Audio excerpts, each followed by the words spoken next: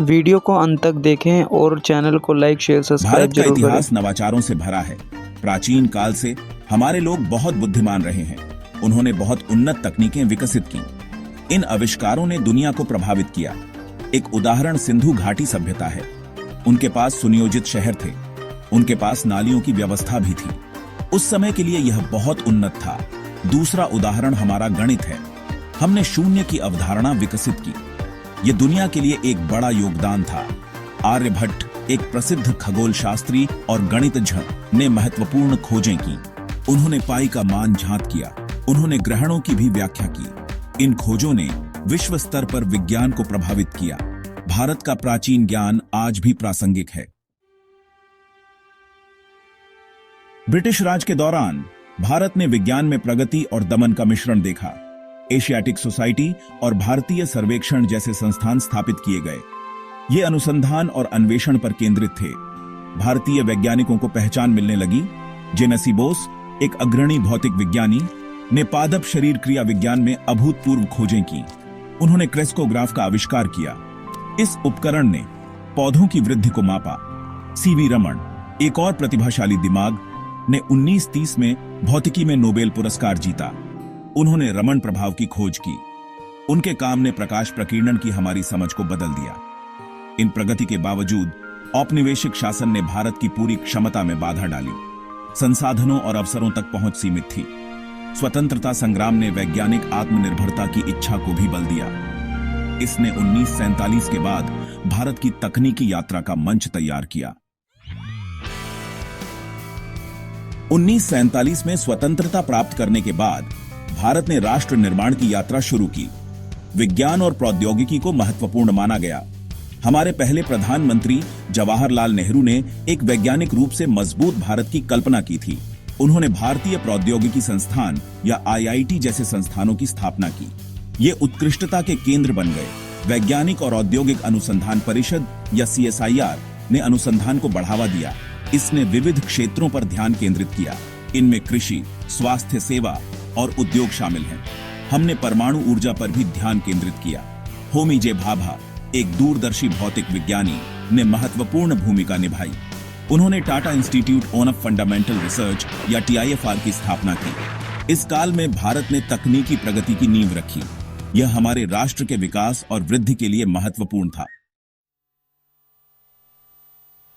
1960 के दशक में भारत ने खाद्य संकट का सामना किया।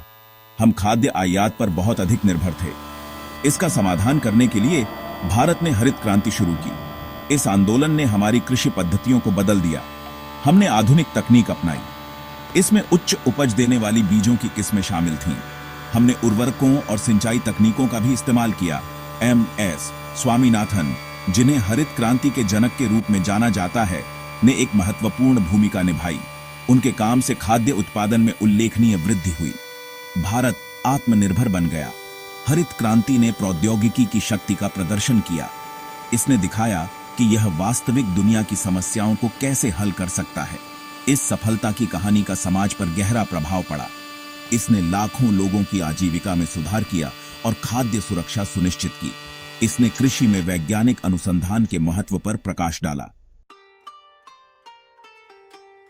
भाग 5, डिजिटल युग का उदय, एक नए युग की शुरुआत।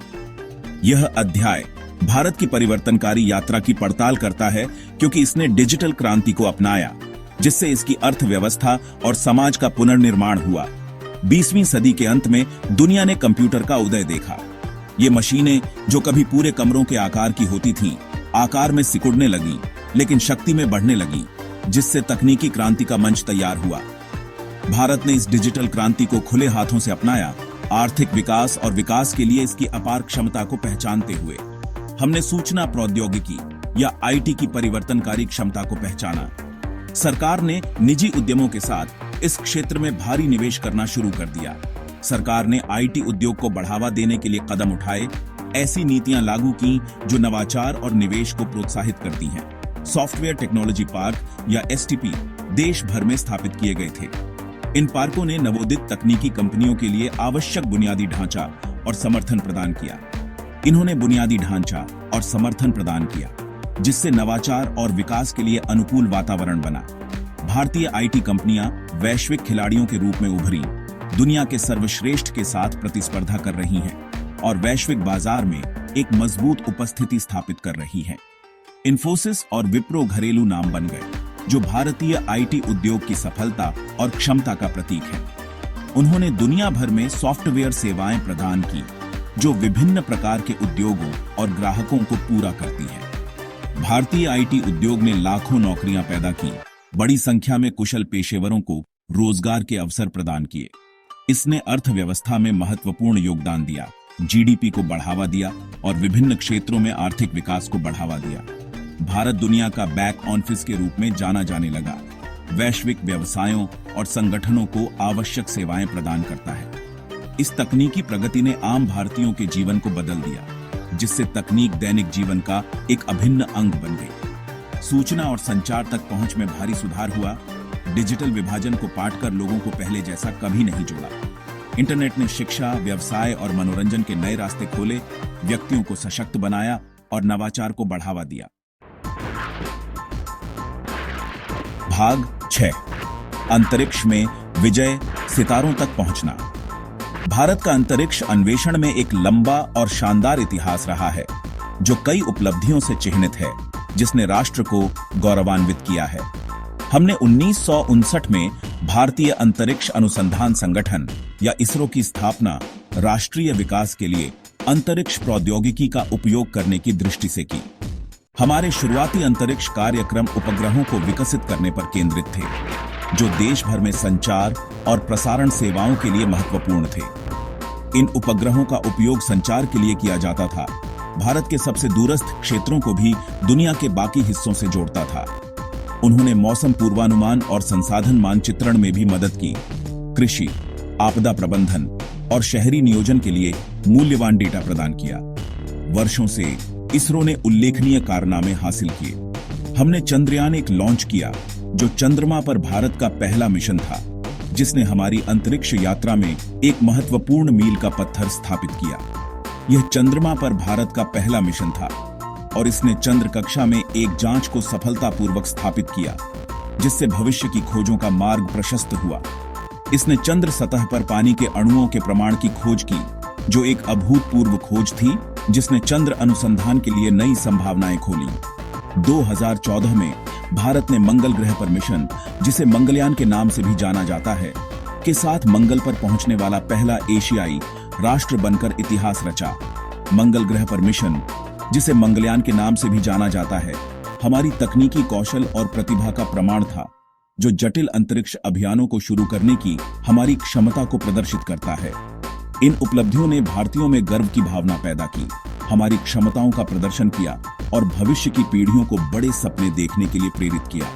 उन्होंने अंतरिक्ष विज्ञान और प्रौद्योगिकी में हमारी क्षमताओं का प्रदर्शन किया और मानवता की बेहतरी के लिए अंतरिक्ष अनुसंधान में निरंतर निवेश के महत्व को रेखांकित किया।